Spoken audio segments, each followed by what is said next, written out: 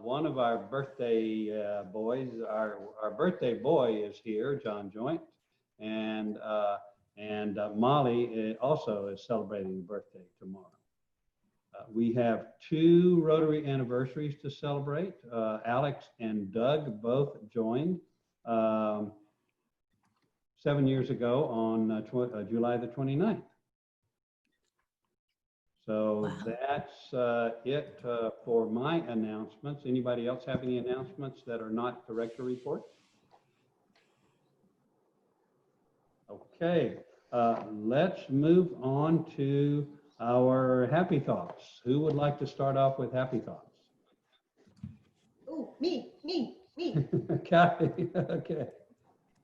I am so happy that we have our daughter Stacy and son-in-law Chris here visiting us. They've been here a week, and they didn't just come to have fun and enjoy themselves.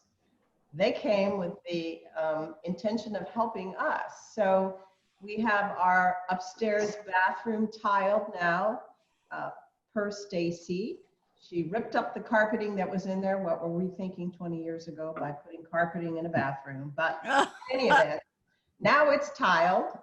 And Chris has helped Jim. He trenched across the road for an electrical conduit. And then he helped drag a sled full, well, how many sledfuls? 8 sledfuls of gravel, 1 1/4 inch gravel down so we could re-gravel the side walkway. So we're enjoying our children, but they're helping us. They are like ever-ready bunnies, I'll tell you. And right now, after doing all the work, they are now out on the harbor stand-up paddleboard. Well, me too. I got to spend 3 days with my grandkids, and they didn't come to help out, but they did totally destroy the house. I'll be cleaning for a week for that 3 days. Can I be next, Gwen? Sure, I'm just taking notes. Go for it. Okay. Our grandson is coming tomorrow morning. He is 16 and he will be driving himself. And he's going to stay for the day and for most of the next day to help with projects, just like your children, Jim and Kathy. And so he's going to help us with some steps, a yard project, a couple of gutters. He can get on a ladder. He's like a monkey. And we're going to be so happy about 48 hours from now that all these things are done. Start them young. Start them young. Yeah. He also has placed a request for crab mac and cheese. We can do that. You can do that. So And are you going crabbing, Gordy? I'm sorry? Are you going crabbing? No, it's your crab. We froze it. Thank you very much. Thank you, Jim and Kathy. I see Ed, and then I see Larry right afterwards.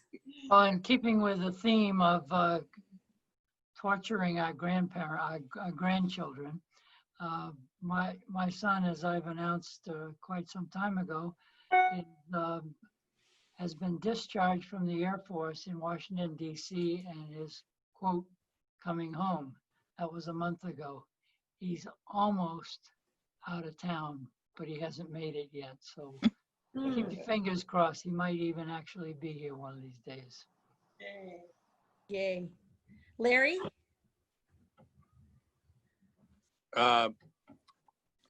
We had our son and his 5-week-old baby girl, Ingrid, with us this weekend with his wife and 4-year-old. And on Friday, our daughter in Eugene had a bouncing baby boy. Yay! And then on this Saturday, we're going up to Mount Baker to meet our son Chris and his family, 3 grandkids there at from San Juan Island at Mount Baker for the weekend. So we're going to see all of our grandkids here within a week. Oh, wonderful. Awesome. George, I see your hand. You're awesome. Hey, well, we had a good weekend. Went over to Hat Island and stayed the weekend at the little cabin over there and getting it into ship shape. But the better news is that we got lots of crab that we got to feast on. And so actually Mom's going to have some this evening, which I think is a Promises, promises, promises. we'll see about that. And the other happy thought would be my daughter got her driving permit, which is maybe a happy thought, maybe not. I don't know. We'll see. Oh, yes, she's very good. She's. My insurance rates just went up.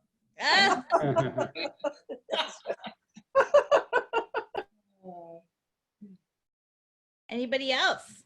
Well, Hank, you need to share yours, Hank, with the people who didn't see it earlier. He's frozen. Oh, Where is he? There he is. for Christmas, we're gonna get Hank better internet. Hank. Did he leave? He went out for the fish. He went out for the fish. Anybody else while we're waiting for Hank to come back for some happy thoughts? I'll say something. Go for it, girl. I officially can tell everybody that I'm moving my salon to the Old Blooms location September 1st. Yay. Yay! I'm excited. What? The Old Blooms location. The Old Blooms, which is currently the Farmer and the Vine. Yeah. Bayview. Oh, And Bayview. where's the Farmer and Vine going? okay. They're unfortunately closing. Oh, bummer. Yeah, Oh, she's moving in. but I'm moving in. Yeah. I like them. Yeah. Well, I will tell you though, it was a hobby. It's not their full-time job. Oh, okay. Yeah, it's definitely a hobby, and I know he's going to be liquidating his supply, so watch out for that. Gotta go. Yeah. Sad about that. That was one of the Hey, places Robin. to go. Mm-hmm. Anybody else? All right. I have a happy thought. Go, Mary. Yesterday I was so grateful for the beautiful weather that we had because our kids gave us a Christmas gift of going out on Lake Union and Lake Washington on a boat for brunch. And so, Oh, wow. yeah, yesterday was the day. So we had my daughter-in-law's parents and Ray and I, and our son and our daughter-in-law. And it was just the most wonderful morning to be out there in that beautiful sun and go down the Mount Lake Cut and see all the great waterways. It's a different view of our area, and it's wonderful. Yay. Wow. I haven't been there for years. Yeah, it was wonderful. The tour kind of ended at in front of Bill Gates's house, and then back to the dock. It was kind of wonderful. Right on I call it the ski lodge. Yeah. Lake Washington. Mhm. Anything else? Happy thought. Happy thought. Okay, so I think that, and I guess Gordy's not happy this week. Yeah, Gordy. Okay. He's saving Gordy, my- you have no happy thought? We made you a happy thought. I got a flamingo story. Okay, it's up to you, Mr. President. All right, so let's move on to director reports. I know Tracy Another time. has Poor some- Gordy. Poor Gordy does not get his flamingo story. I mean, he has just been. well, Tracy's going to share something here. Yeah. Well, yes, I'm going to share. I feel bad for Gordy, though, because I made his day yesterday. So yesterday, Gwen, Celia, and I flocked with the flamingos, Gordy and Sharon's house. Yep. So they have 14 flamingos in their front yard. Here's some pictures. I love it. And there's a little blue flamingo in there too for Rotary. Sorry, guys, I'm just flipping through here. So there we go. Yeah. We'll make these prettier for the newsletter, but You better watch your step there, Sharon. let's see. There they are. They are Flamingo poop. You need more blue ones. There you go. There it is. Is this a new fundraiser? This is officially our fundraiser right now. So what do you have to have available to feed them? We like gummy worms. A lot of BS. So I think this particular picture has something that you guys will get very familiar with over the next couple of days. But this is actually the brochure that goes out, and then you can remove the flock. You can for a $20. I'm sorry, Tracy. This is your thing. Please, you go ahead. No, and it's okay. talk away. No, you guys, Celia and Gwen are helping me with this, so this is just not my thing. So it takes a team to do a fundraising. So as Gwen was saying, it's $20 for a donation to have a trained expert, which would be me and Gwen, because we're trained in this. We took classes. That's right. We did. We will come and remove them from your yard. And then we can move them to a friend's yard for $20. $15 just for them to be removed, and $10 for insurance. So Ed, Jane, Rick, if you don't want them in your yard, it'll be a $10 insurance fee for you. And yes, that's blackmail and probably against the 4-way test, because I know for a fact you're on people's lists. So there you go, $50 right there. You can put them in my pasture for as long as you want. But seriously, this is making people smile. We were outside of Sharon and Gordy's house yesterday, and 10 people drove by, and they thought this was one of the greatest things ever. So we're making people happy right now in a time that's kind of sad. So and I think this is going to go on farther than we were planning. So we will send this out to you guys in an email. And newsletter, if you're interested, let us know.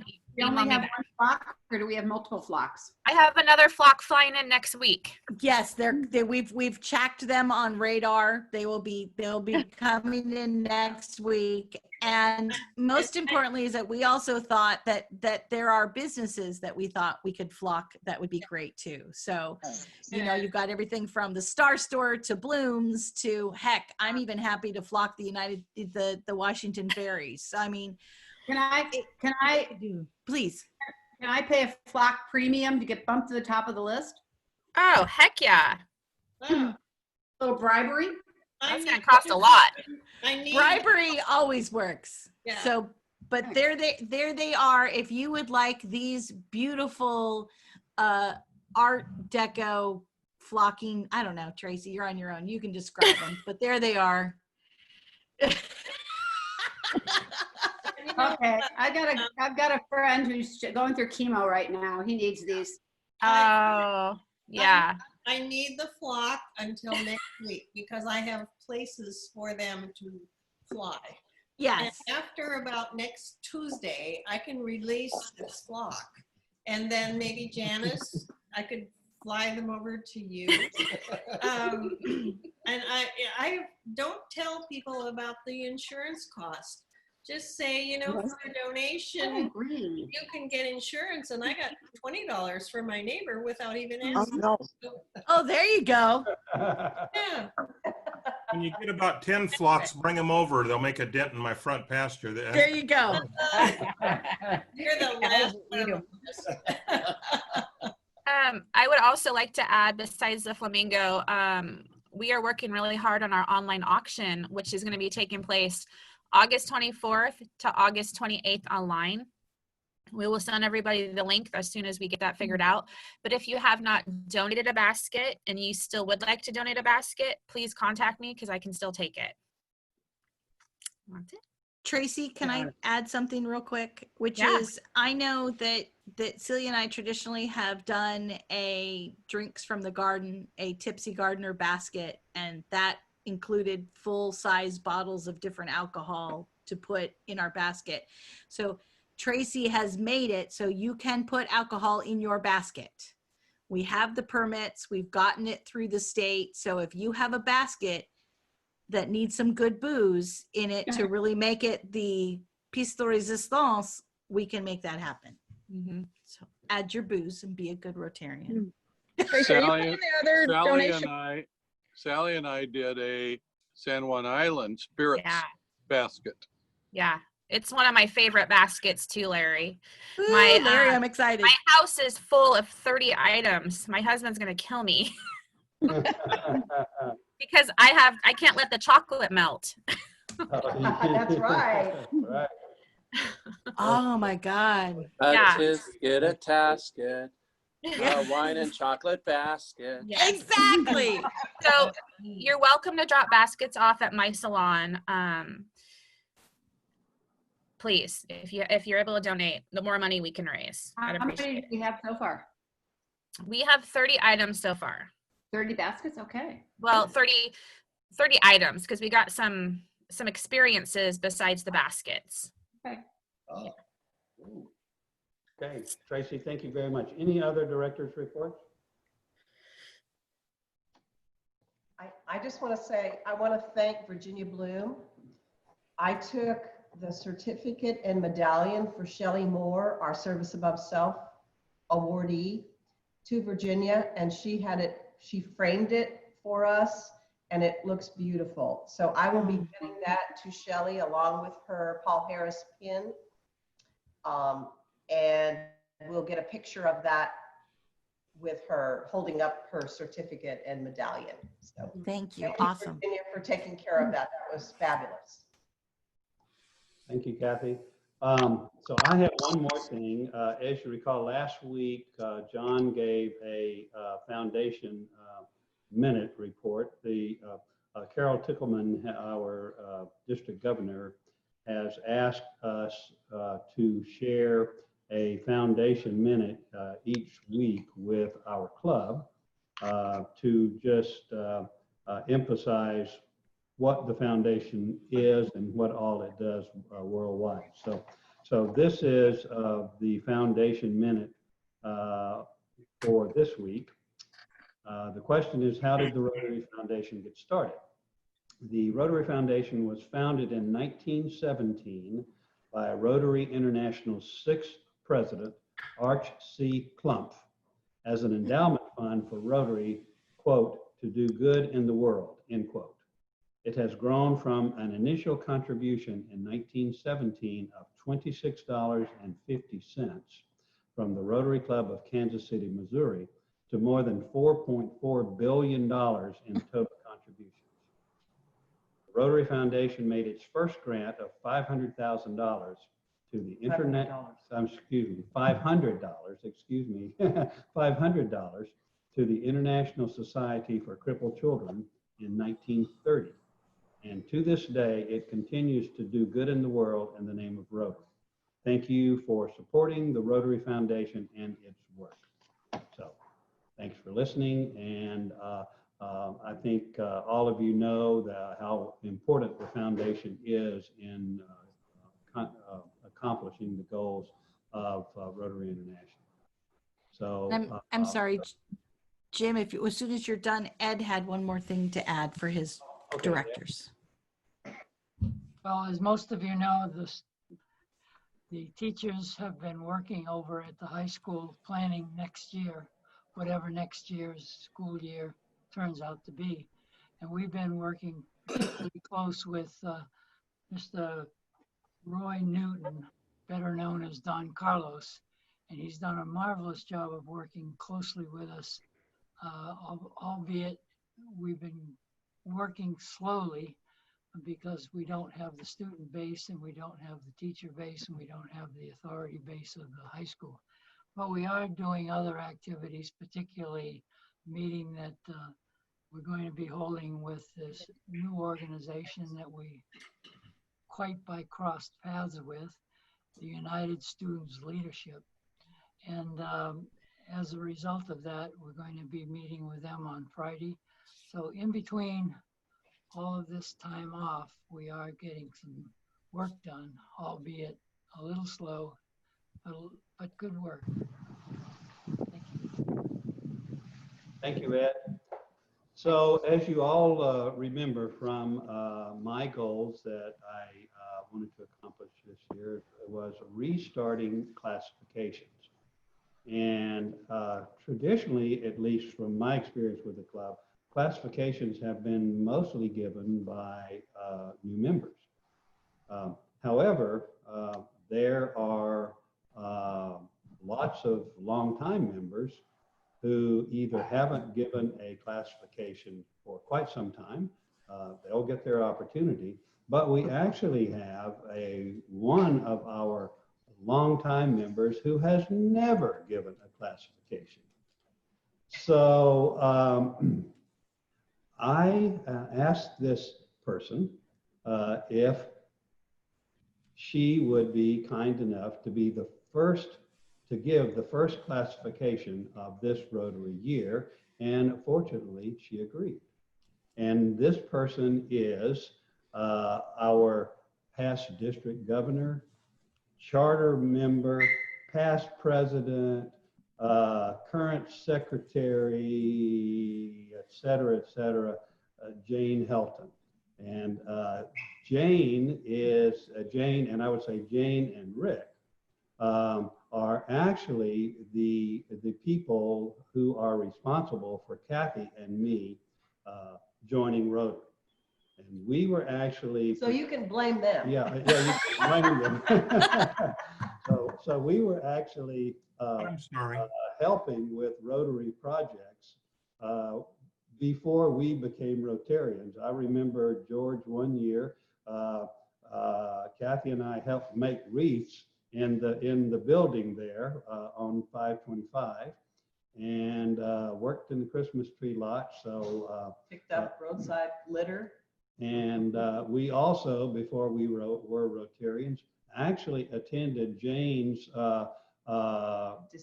district conference when she was inducted, is that the proper term? As district governor.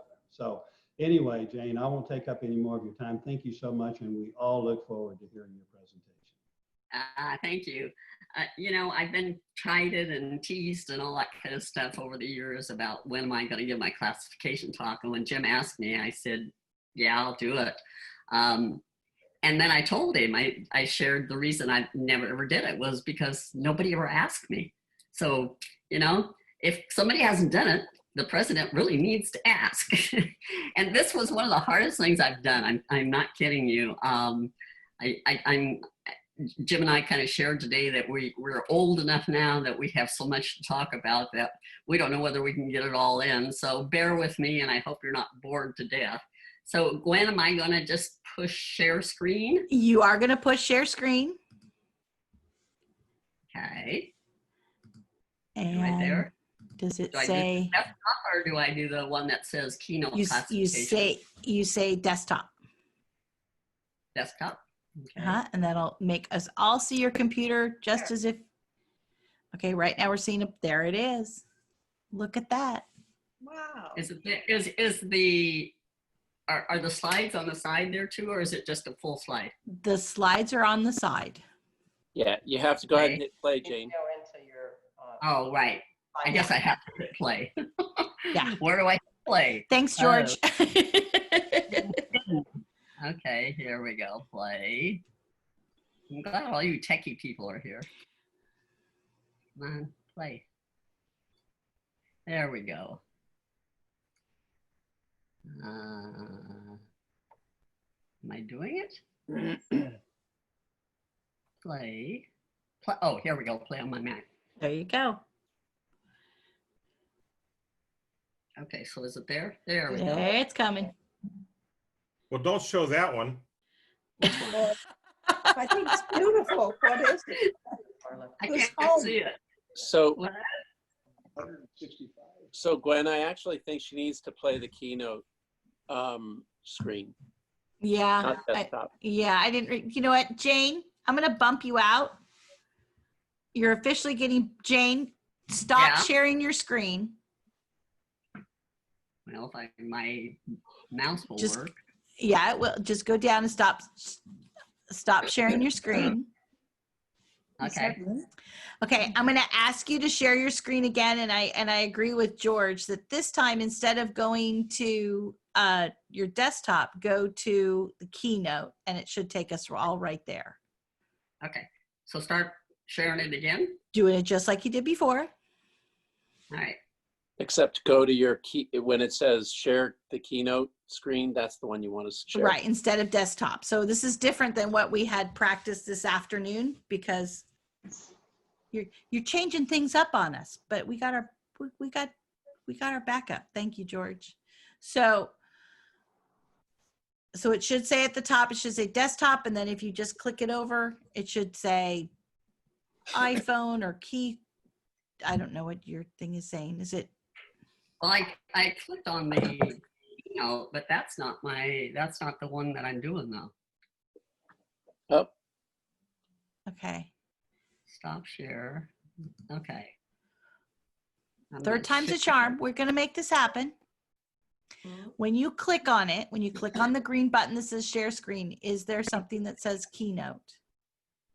Yeah, but that's a different, that isn't my talk. The one that says keynote. Okay. Yeah, that was that's when I was trying to put them together. That's not it. Well, that's awesome. And those are amazing people. If you close that, because that's another keynote. So actually close that one. So that means the only one that will be on your screen is the keynote that you wish to have for us to see. Does that make sense? So close that other keynote.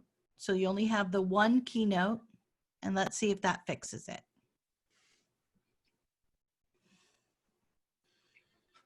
Oh, it's just going round and round and round. Huh. The document volume that does not support permanent version storage. Oh, that's fun.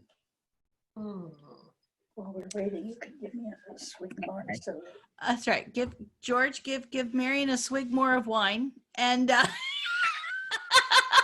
we heard you, Marion. oh, but they always tell me to breathe through my nose. That's fine. You know what, Jane? It's really okay with us. I'm sure I'm speaking for the club here. If we just went back to the original one that you had up, I'm sure we'd because we'd love to hear from you. That's okay. Go ahead. Yeah, do your desktop. That's fine. I can run a PC out to you, Jane. Yeah. Okay. What, and That was for George. that would break her, buddy. Oh, there we go. There you go. What's that? What do you see? We're seeing your desktop. We're seeing your desktop. All right. Now where'd my PowerPoint go? Okay. So. Wow. Oh, This was that's not that hard earlier. Oh. Okay. So Jane, we're gonna unshare you. Okay. Okay. So unshare because you know why is that we went over this a few minutes before and that's why it's not working. So I want you to shut off everything on your screen except for the PowerPoint or keynote that you'd like for us to see. So shut down everything but that. Yeah, that's Jane. I wish I knew something with your clip. Don't worry about it. And then let me know when you've done that.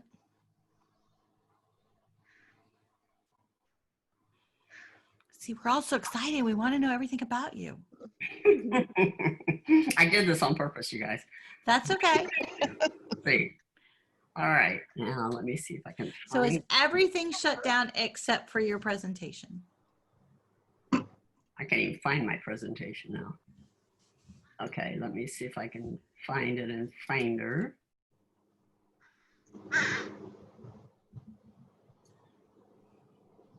Okay, desktop, recents. It's okay, Jane. Wait until you have it in front of 2,000 people. Yeah, really. All right.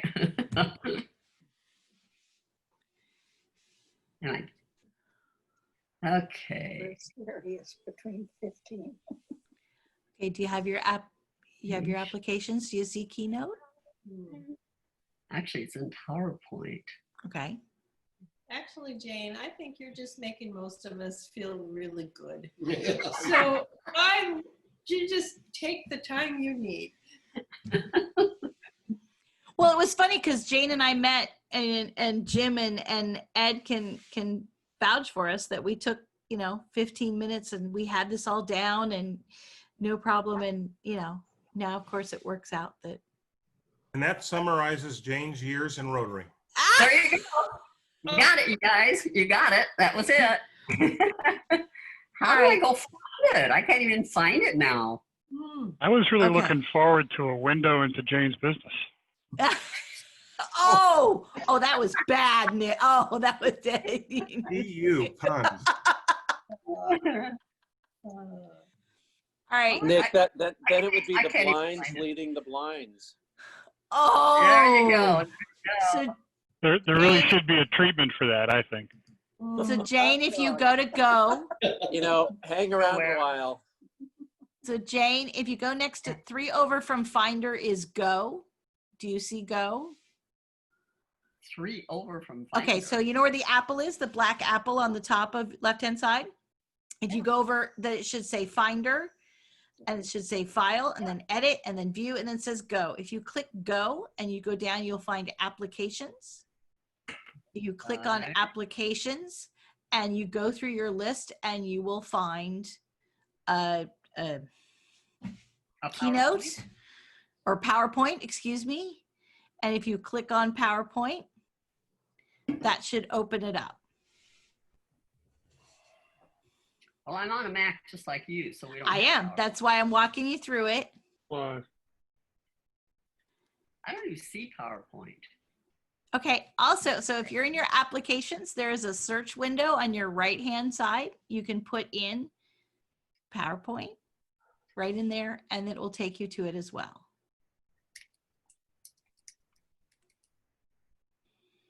See, I want everybody, the next time you're on hold and there's some person in some faraway country that's trying to help you with your computer, you're going to show them respect now, aren't you?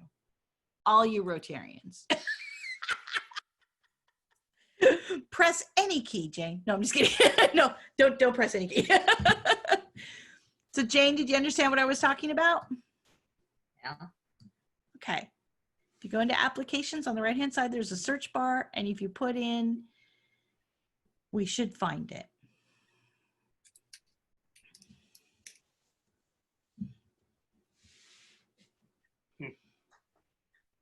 You would think it would be listed just someplace here, wouldn't you? Well, you could go also under go, you can go into recent.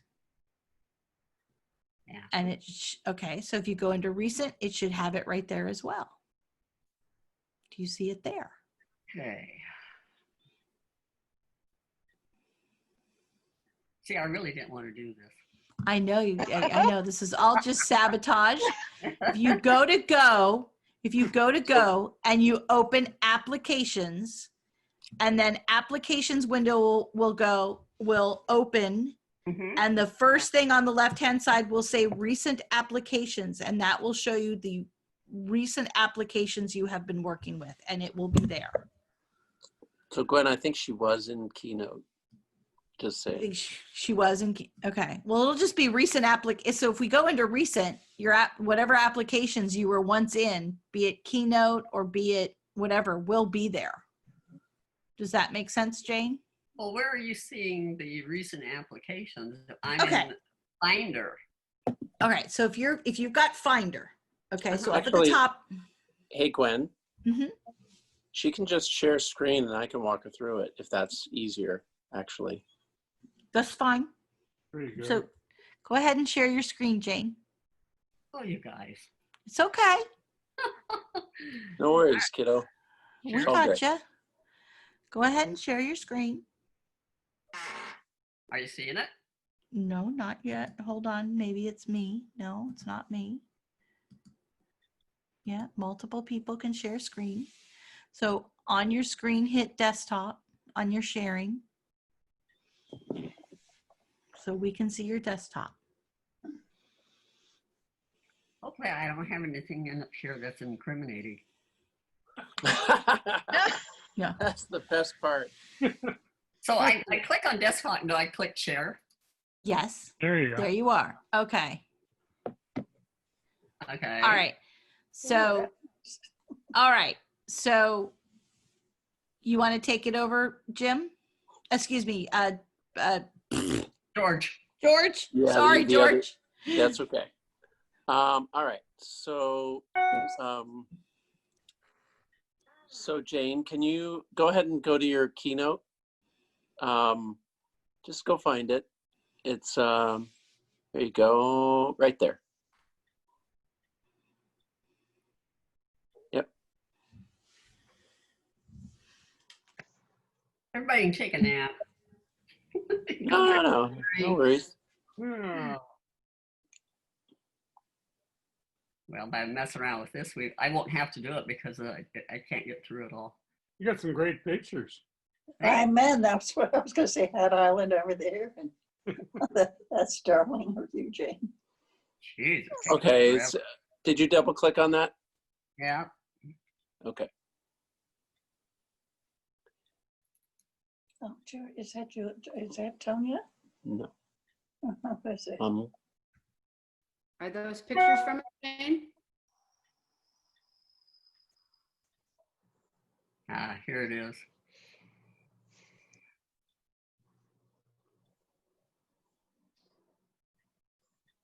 Oh, look, it's the inside of my Hobbit house.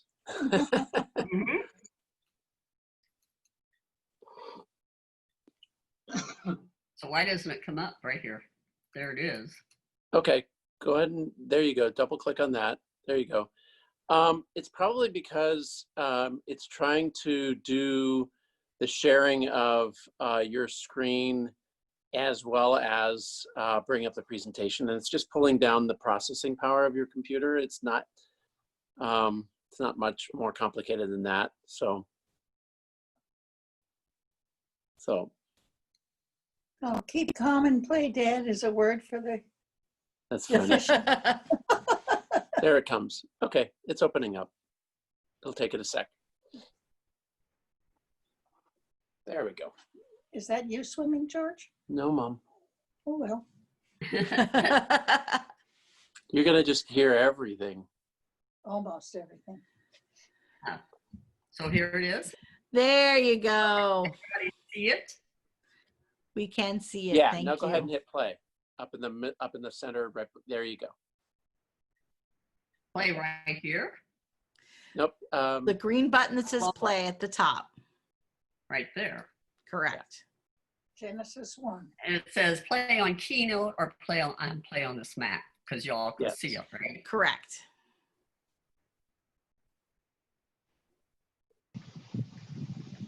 Okay. Now, do you have a full screen or do you have my slides? Okay, so Jane, at this point, what the deal is you need to, it's actually switch the screens. So if you take a look up here in the upper right by the X, yeah, tell it to that one. Try that. There you go. There now? Yep. Phase Okay, one, the y'all. beginning. Okay, go for it. Hey, Jiminy Christmas. All right. Here's the Thank you, beginning. George. You're welcome. Yes. Okay. I was born in, whoops, I didn't want that. I was born in Kent. Now, which way do I go backwards? I'm going too far. How do I go backwards, George? Just hit the left arrow key. Okay. Now it's going around and round and round. There you go. Okay, now right arrow key or down. Come on. I'm hitting the right It arrow will. key. It will. It's just catching up. Don't worry. All right. Okay. I was born in this house in on a farm in Kansas, about 25 miles outside of Wichita. I'm one of 6 kids. I'm the middle. The bookends were a boy and a girl, and there's 4 of us girls in the center. That's me as a baby. And here are we girls. I'm the one on the left, my little sister right there in front of me. And then, of course, the ravages of time take us to here. So here we are. I liked staying with my aunt when I was growing up. She lived next door to the school, so this is me one morning getting off to school. And then as all of us do, we age, we get older, and this is my senior picture in high school. Woohoo! I was the homecoming queen, and this is the captain of the football team, and I'll come back to that. I couldn't find a picture of all of us when we were younger, but up on the left-hand side is my oldest brother, Ron. He has 2 kids. He lives in Denver, my mom and dad. And then on the right side is my youngest brother, and he has 9 kids. He lives in Wichita, Kansas. And my littlest sister on the left again, she has 2 kids. She lives in Houston. And then next to her is my sister, just younger than me. She has 2 kids. She lives in Arkansas. And my older sister in front of me has 9 kids also. She lives in Wichita, and I'm the one in the red.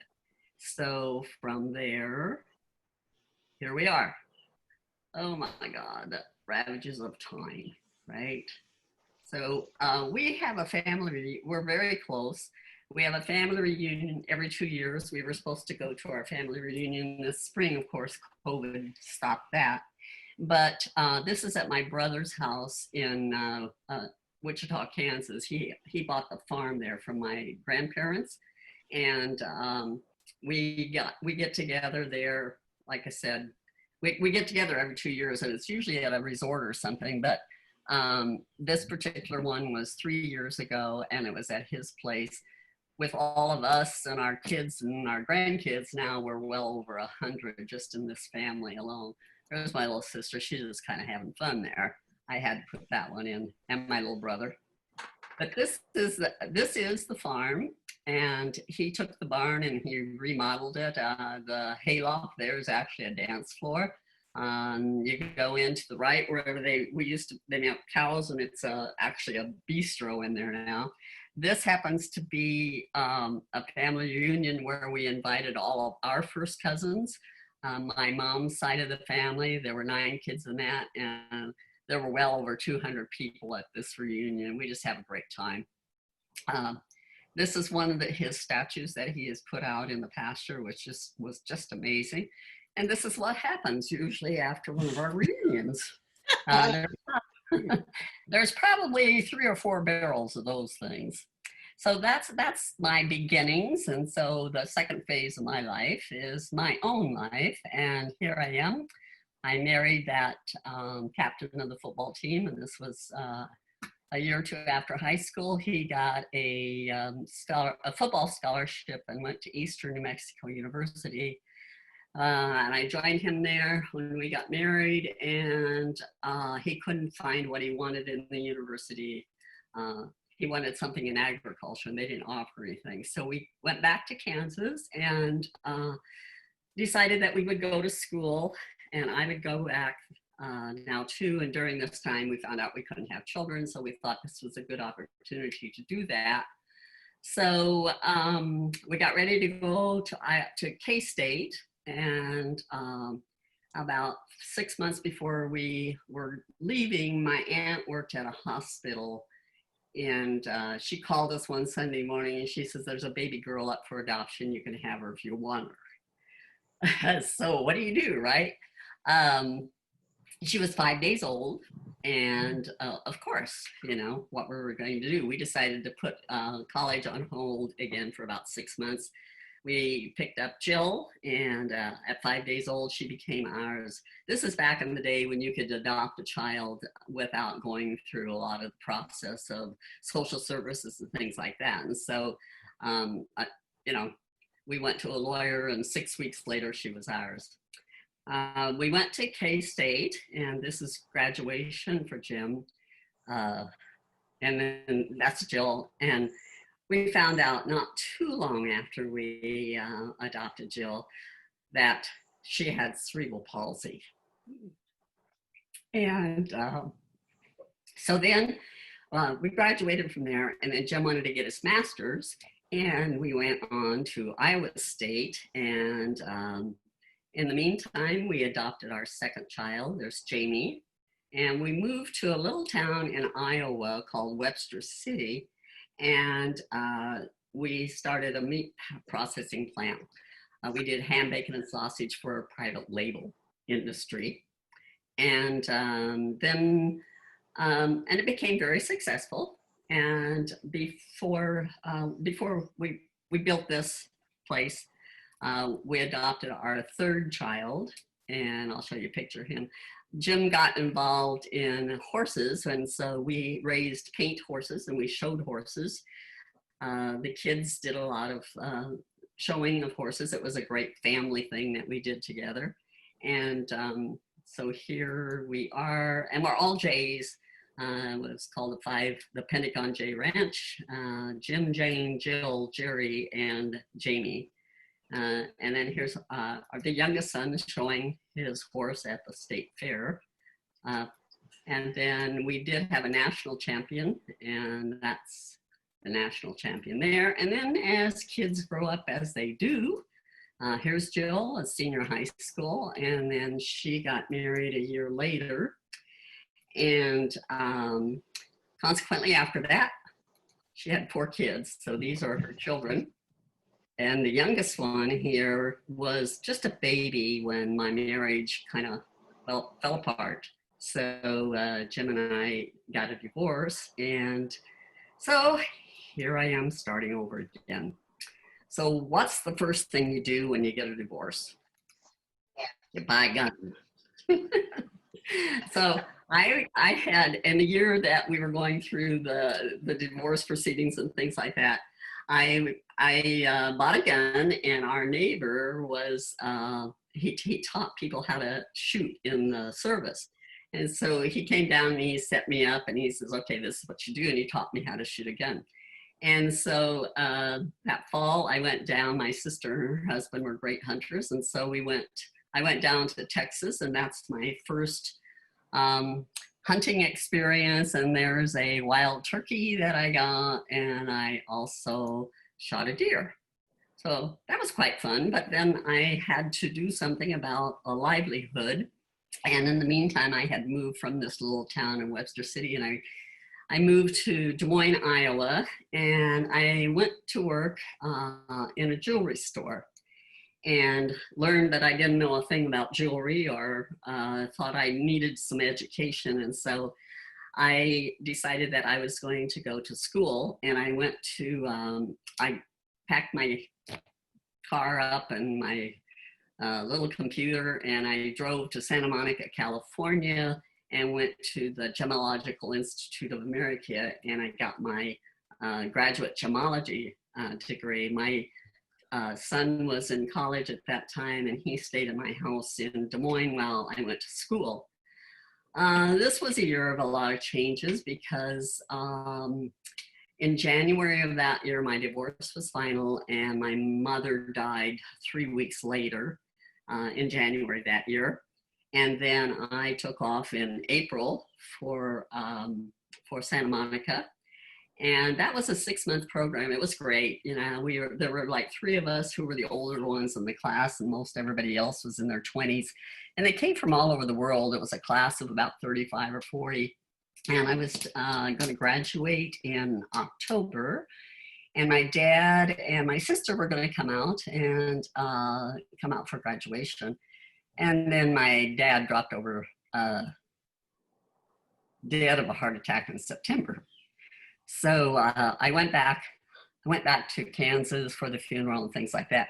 And at this time we were in GIA, they were doing testing, and we were doing practice tests because you had to identify the stone, you had to identify properties, and the test is one of all of those stones, and you can't miss one. If you miss one, you failed, and you only get 2 chances to take the test in order to pass. And so anyway, I got back to school, back out to California, and this was our teacher. This was the night we graduated, and I was presenting him with a gift. But he said to me, well, you know, if you'd like, why don't you do a couple more practice rounds, and then when you're ready, go ahead and take the test. And so I did. And the only reason I'm telling you this story was because when I took the final exam, there was a stone that I wasn't sure whether it was a synthetic one or whether it was a natural stone. And so I just said to my dad, hey, I came home for you, now I need you. And I passed the test. So that was pretty cool. And then while we were there, they did job fairs, and I interviewed for several different jobs, and I got 2 offers, and they were in Seattle. And so I went to work for Ben Bridge in Kirkland, and went home and got my things packed up, and then moved out to Kirkland and lived in an apartment there. And then I worked, I hate 9-to-5 jobs. I just hate them. I'm not good at it. I absolutely hate them. But I worked there for about 2.5 years, and then I applied for a job with a company called Golden Gate Gems. And the day that I told my boss that I was leaving, he said, "Oh, that's too bad." He said, "My assistant manager is leaving also, and I was going to make you manager." And I went, "Oh, yay, I dodged a bullet. Thank you, thank you." So what I did then with Golden Gate Gems was I would travel and carry estate jewelry to these like Nordstroms and Macy's and all that kind of stuff. And I'd set up these trunk shows, and we would sell this estate jewelry. And I would be in Guam one day, and then 3 days later I might be in New York, and then I might be in Atlanta. I traveled all over doing this jewelry, and thank God I was pre 9/11. So it was wonderful. It was great. I met a lot of people. I saw a lot of country, but it takes its toll. You get really, really tired of it. And I had bought a house in Kirkland during this time, but I was never there. And so I decided that I'd had kind of enough of that traveling, and I went to work for another company. And this time, instead of traveling on an airplane, I was traveling by car. So I had a territory of Montana, Idaho, Washington, and Oregon, and I drove to jewelry stores, and I sold inventory to them to sell in the store. So I was in the jewelry industry for that long a time. And during this time, my youngest son got married, and I went back home for the wedding. And these are his 2 little guys. And so it was time to do something where I was going to settle down and stay at least in one spot instead of traveling all over the world. So I got a new chapter in my life. During this time, I met a guy, and this is BJ, and he was a retired captain in the Navy Reserves, and he also worked for Boeing. We did a lot of traveling and dated for a couple of years, and here we are in Tahiti, and he asked me to marry him there. So in the meantime, he got transferred from Boeing to Beijing, China. And so he went to Beijing. We got married. We got married, and as soon as the wedding was over, I went to Beijing, China. So while we were in China, we traveled lots and lots of different places. This is up in Harbin. It's got to be the coldest place in the world. But these are just shots of our different travels. And lived in China for 2 years, and I have to, this is the Yangtze River, by the way. I have to tell you, it was a fantastic experience, and it was only enjoyable because you knew it wasn't going to be a lifetime sentence. And of course, I thought I was an invincible. This is up in Harbin, and these are ice castles, of course, that they make. And then they light them up on the inside, and it's so cold, so cold there. But what a great experience to be able to go see that in person. This is probably in Bangkok or Malaysia. We traveled all over. This is probably in Thailand, and these are how these people lived. But we did tons and tons of traveling, and well, in Beijing, I thought I was invincible, so I would go out and get on my bicycle and ride my bicycle with the people in Beijing, and the pollution there is the most horrible in the world. And I ended up getting sick, and the result of that was I couldn't hear, taste, or smell after I got back home. And but I did get sick, and I had to come back home for some surgery. So I did. I came back home, and while I was home after surgery, BJ he was told he was going to be transferred back to the States. He was finished with his job there. So I couldn't go back to China because I wasn't allowed to fly. And so he got everything packed up. And in the meantime, prior to that, we had bought a place here on Whidbey Island, and that's how we met Rick. And Rick was doing a remodel on this place on Whidbey because that's where we were going to retire. So anyway, I didn't get to go back to China to say goodbye to anybody, or I just didn't get to go back. But in the end, that marriage did not work either. So here I am in phase 4, and I begin again. So this time I didn't buy a gun, I bought a car. And this is the at SRI, and I had to learn how to drive this little BMW convertible. So there I am in my helmet and on the raceways there, which was really lots of fun. So, so here I am alone again, and I like to travel, and so I've done a lot of different things here. This is a little hot air balloon, little helicopter ride in Hawaii. This is parasailing, and this is down in Cabo. And one of the trips down to Cabo, I did some four-wheeling, and this was the result of my four-wheeling. I fell off the horse and broke my collarbone and ended up having surgery in Cabo. And then they tell you got to get back home on the horse. So we went back down the next year or 2 years later, and I did get back on these little on this four-wheeler and went four-wheeling again. And this, I believe, is in Italy. So about 11 years ago, my middle son got married.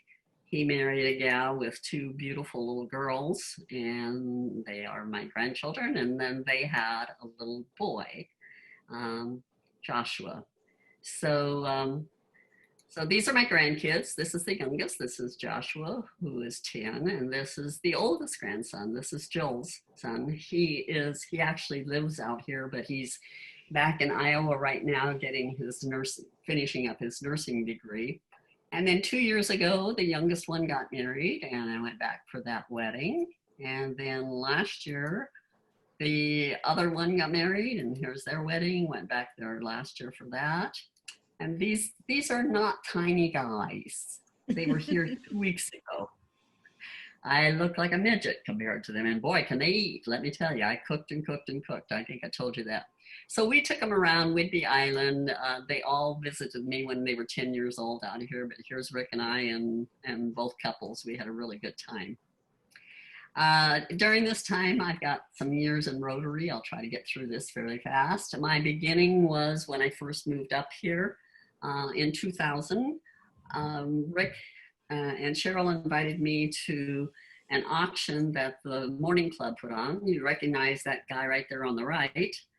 There's Ray Green, and there's this was really a fun thing that we did. It was a Roaring 20s theme, and we used to have auctions with the Seroptimus group, and so this was our first try at us going out on our own and doing this. And here's somebody you probably would recognize. At this particular one, this was so much fun because people dressed up. They all dressed up in their Roaring 20 things. We actually had a jail, and you would pay you'd pay $10, or I don't even know what it was at. Maybe it was $5 to throw people in jail. And you can see there's some people there you recognize that are in jail, and then they had to pay to get out of jail. And as you can see, people were bringing them drinks, and they were having a good time in jail. We thought we might make $30,000 on that. We netted $80,000 our first time out, so we thought, okay, we can do this. And then we had a few others. This one, we had a couple at Marianne's house. Thank you, Marianne. This was like a kind of a semi-formal affair.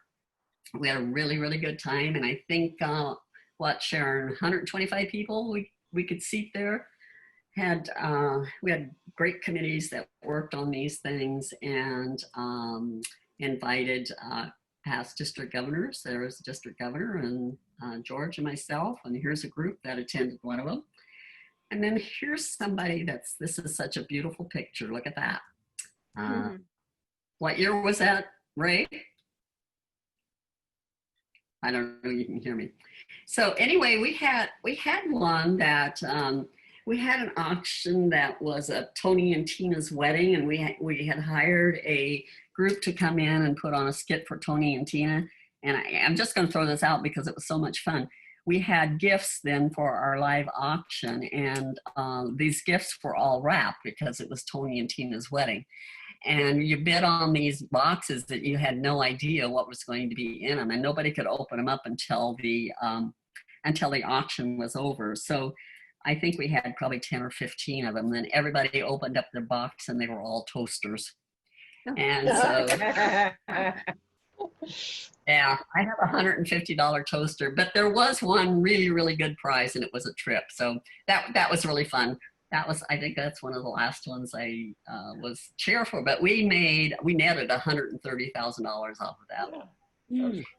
It was awesome. Back in the day when it was so amazing. And then in 2005, I became president of the Morning Club, and there's my board being at installation. And then 2007, I became the assistant governor, and I got really involved in district, and here I am teaching a class somewhere, somehow, I don't even know. 2008, 9, I think it was, I became district governor nominee designate. And then as you work your way up through the ranks in there, you become district governor-elect, and you have to put on the golf fund. So here we are. And we put this golf fund on here at Useless Bay, and that's Russ and Ed.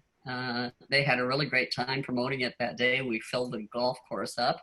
There's Jackie, and there's Angela. They had the girls out with the beer carts and things like that. And then one of the other things that happens in Rotary when you become district governor is you go to International Assembly. And so I trained down at International Assembly, and you meet all the other incoming district governors from all around the world. And of course, we exchange cards. So these are some of the cards with pins on them. Here's another whole stack of cards. And then this was a theme for 2011, 2012. And one of the things you're supposed to do as district governor is to start new clubs and grow Rotary. So that's what we do, but I'm getting ahead of myself, I'm sorry. So here's my installation when I became district governor. And it used to be that when you became district governor, the installation was done at your home club, and I thought that was rather silly. So we did it at the district level. You're district governor for the whole district, not just for your club. And they've continued to do that to this day. Prior to me, they did them in their own clubs. And then you have to, you visit all the clubs, which was one of my favorite things to do. And as you do that, you promote your district conference. And ours was set sail at Semiahmoo. And that district conference was in June. It was wonderful. I had a fabulous committee, Sharon and Rick and Karen Franklin and Jonathan, I think it was, and somebody else that I can't remember. Anyway, when I went and was visiting these clubs, there was one club that just absolutely does a number on the district governor. One of my first visits, first 2 or 3 visits up in Canada after I was district governor, I was in the hotel and I had ordered room service. And when they came, I got my foot caught in the bed spread of the bed, and I twisted and injured my back, and I ended up in back surgery. So I couldn't drive for, I can't remember how long I couldn't drive. My sister came up, and when I could actually get out and start being on the road again, she came up and took me around to a lot of the clubs up in Canada to give my talk. But this is South Everett Mukilteo, and everybody dreaded going to there. So as you can see, they greeted me in these masks, and nurses, you know, and doctors, and they put me in a wheelchair. And as you can see, my IV is a bottle of wine. And my pills, I think, were M&Ms. Anyway, it was great fun. So here's another just promotion of a visit to a club. And then here is the visit to my Rotary Club at the time, which was the morning club. And the banner stays with the club that you're from when you become district governor. So that's the whole club back then. And this is another visit. So like I said, that one of the jobs is to grow Rotary and start new clubs. And we would talk to people and say, hey, wouldn't you like to join our Rotary Club? And they would say, if you didn't meet in the morning, we would sure join you, but you know, we're not going to get up at 7 o'clock in the morning. So in 2011, we thought we would test that theory. And there were 6 of us, if my computer would quit going round and round, who started the Rotary Club of Whidbey West Side. So the founders are here, if it will show me a picture. Here we go. Nope, come back here. Sorry. There. Rick was in charge. He's actually, probably you would consider him the really first president of this club. He was in charge of organizing this. Myself and Sharon and Jonathan and George and Colin. So we are the founders of this club. And we were chartered on June the 28th, I believe it was, 2012. And there's lots of things that you have to do in order to charter a club, which we followed, and it all worked out really well. Rick was the assistant governor at that time. And so here we are at George's installation, because George was the first president after the club was chartered. So we're there and we were celebrating, and of course going through his Hobbit house. And then in 2014, 15, I was the president of the club. If I can get this to work, I don't know why it won't. Anyway, Jerry, his name? Morrison. Yeah, Jerry Morrison was the president the second year, and then I was president the third year. And we invited, or lots of past district governors showed up for that, probably laughing at me saying, how silly of you to do such a silly thing. I continued to work in the district, and this was at a Zone Institute meeting. You go there and you run into your old classmates, and they have themes, and then you do you do several things after you're a district governor. I was district foundation chair, and this was a foundation dinner that we had over in Burlington. I had lots of help again, and look at all these beautiful people from Whidbey West Side who attended that.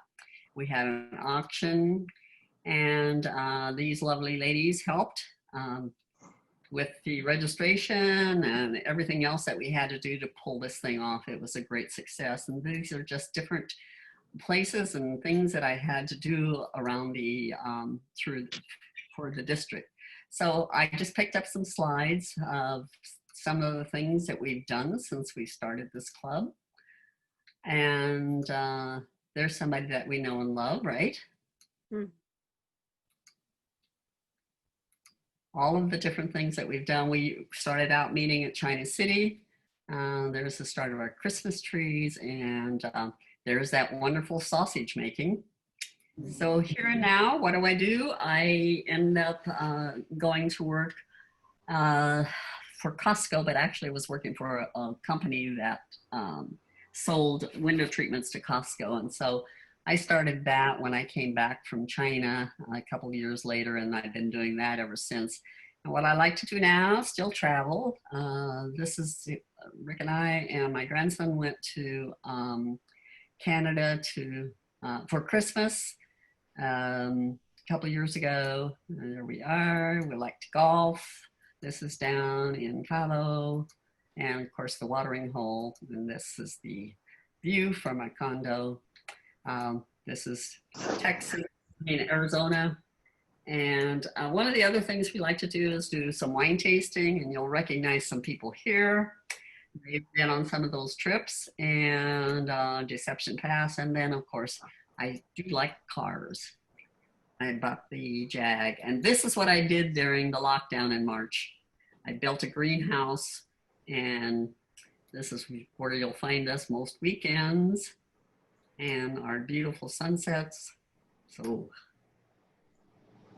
Yay! Oh, very nice. Very good. Bravo, bravo. Nice job. Oh, that was beautiful. Thank you. Now, if I can stop this screen sharing, right? That's all you do. I know my mouse won't go over there. Well, let's see if I Can can. you stop Let's see. my mouse there? Sorry, you guys, that this ran That's over. okay. You're doing great. Great. Advanced sharing options. Jane, you know that picture of Ray and I? Uh-huh. 2007, that's when we got married. Yeah. Yeah, that's a beautiful picture. Nice. Well, Jane, thank you so much. Oh, you're welcome. What an amazing journey. You know, I certainly learned things about you tonight that I did not know. But just a wonderful, wonderful presentation. Thank you so much for sharing your life with us. Thank you so much for everything you do for Rotary and our club. We really, really appreciate you. Thank you. Does anybody have any questions? We're a little over time, but if anybody has any questions, I do have one question, Jane. I was going to say, Jim, you have a question. Yeah. Around the country by car selling jewelry to jewelry stores. Are you actually carrying jewelry in your car? Yes. Yeah. Like, and I was not allowed to check it anywhere. There were times when I would go in and the jewelers would meet me from the store, and they would put it in their safe overnight. But other than that, if I was in a hotel or something like that, I couldn't let it out of my sight. So it was with me all the time. Yeah. And about how much money? How much money? When I was doing the estate jewelry trunk show, that was well over $1 million that I was carrying. Oh. And when I was carrying it in my car, sometimes we would have fake, fake settings and that type of thing. But for the most part, it was probably $200,000 or $300,000 worth of jewelry. Yeah.